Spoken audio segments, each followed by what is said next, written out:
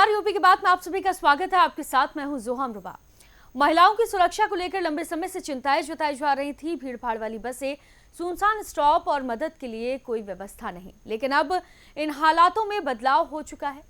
एक सुरक्षित समाज वही होता है जहां महिलाएं निडर होकर अपने सपनों की दिशा में उड़ान भर सके। प्रदेश में अब इस दिशा में एक बड़ा कदम उठाया गया है।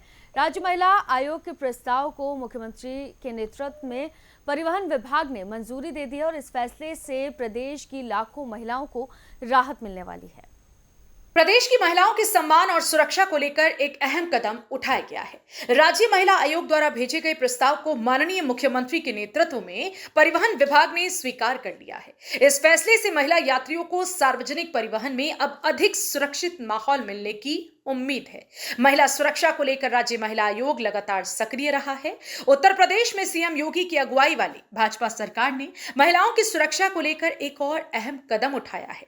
महिला अपराध पर एक तरह से अंकुश लगाने के लिए अब सभी ऑटो, ई रिक्शा, टैक्सी, ओला, उबर और रैपिडो जैसे सार्वजनिक वाहन चालकों के लिए अपनी गाड़ी पर अपना नाम, मोबाइल नंबर और आधार कार्ड नंबर लिखना अनिवार्य कर दिया गया है।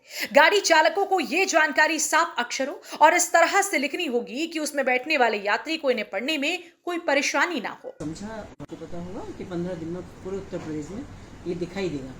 देखिए, एक्चुअली क्या है कि जो मैं जब भी कोई आदेश करती हूँ या मैं कोई भी ऐसी चीज़ें सोचती हूँ तो मैं सिर्फ तर्कों के आधार पर सोचती हूँ। जब मेरे पास इसी तरह की कोई प्रॉब्लम्स आती हैं या उस चीज़ से जुड़ी हुई बहुत प्रॉब्लम्स आती है, तो मुझे काफ़ी दिन हो गई देखते देखते कि मुझे लगा कि यार इस तरह की अगर कोई प्रॉब्लम है तो उसको कहीं ना कहीं उसका सोल्यूशन जरूर ढूंढना चाहिए।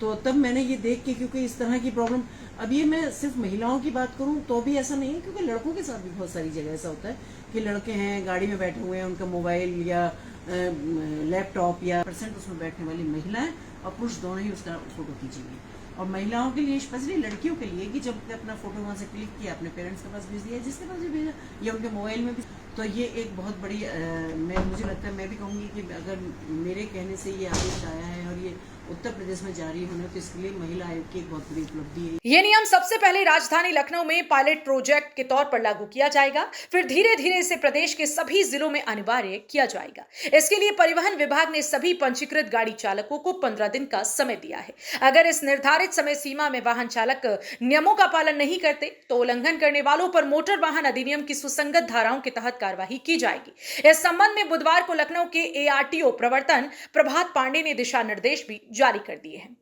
दरअसल राज्य महिला आयोग के अध्यक्ष ने 26 मई को परिवहन विभाग को पत्र लिखकर इस व्यवस्था को लागू करने की सिफारिश की थी। परिवहन विभाग का मानना है कि गाड़ी में ड्राइवर की स्पष्ट पहचान मौजूद होने से महिलाएं अधिक सुरक्षित महसूस करेंगी।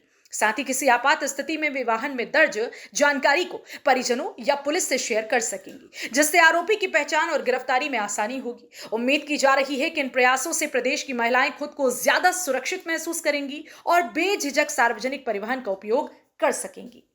उत्तर प्रदेश में महिलाओं की सुरक्षा के लिए उत्तर प्रदेश राज्य महिला आयोग की अध्यक्ष बबीता सिंह चौहान ने हाल फिलहाल में एक पत्र मुख्यमंत्री को लिखा था, जिसमें साफ तौर पर महिलाओं की सुरक्षा के लिए ये प्रश्न उठाए थे कि महिलाओं की सुरक्षा किस तरीके से की जाए। हालांकि अगर हाल फिलहाल की बात की जाए तो ऑटो रिक्शा जैसी समस्याएं, ऑटो रिक्शा में दुष्कर्म जैसी समस्याएं सामने आई थी, जिसके बाद बबीता सिंह चौहान ने मुख्यमंत्री को एक पत्र लिखा।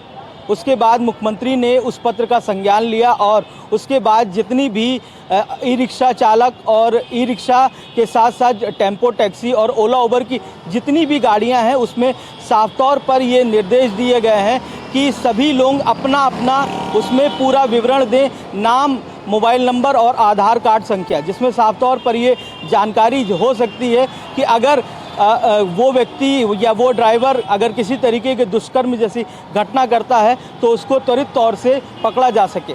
कैमरा सहयोगी पृथ्वी अरोड़ा के साथ अवन प्रधान, यूपी की बात, लखनऊ। महिला सुरक्षा को लेकर पहल न सिर्फ प्रशासन की संकल्प शक्ति को दर्शाती है, बल्कि समाज में महिलाओं के प्रति सकारात्मक माहौल तैयार करने की दिशा में भी एक बड़ा कदम माना जा रहा है। महिलाओं की सुरक्षा सिर्फ एक सुविधा नहीं बल्कि उनका अधिकार है और प्रदेश अब उस अधिकार को हकीकत में बदलने की ओर अग्रसर है। फिलहाल के लिए इस खबर में सिर्फ इतना ही। बाकी तमाम उत्तर प्रदेश से जुड़ी खबरों के लिए आप देखते रहिए यूपी की बात।